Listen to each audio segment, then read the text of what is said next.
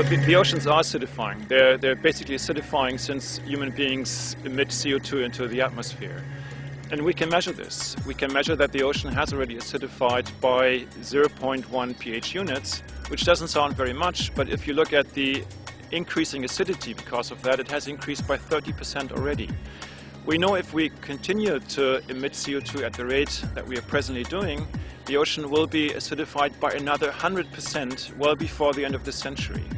And this, by far, is beyond what organisms have experienced in their evolutionary history for at least the last 20 million years.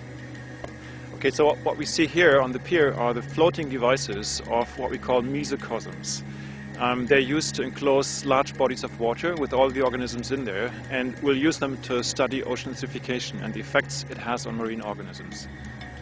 So we add CO2 to those water columns to reach levels which are projected to occur in 20 years, and 40 years, 60 years from now, and so on.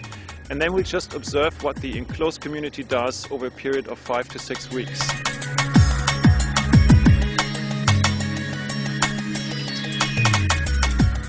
Okay, what we're seeing here is a pteropod, which can be found in the polar oceans.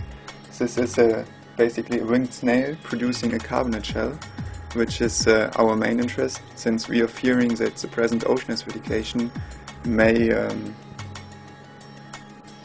make it difficult for them to produce their shell and maybe also dissolute the shell.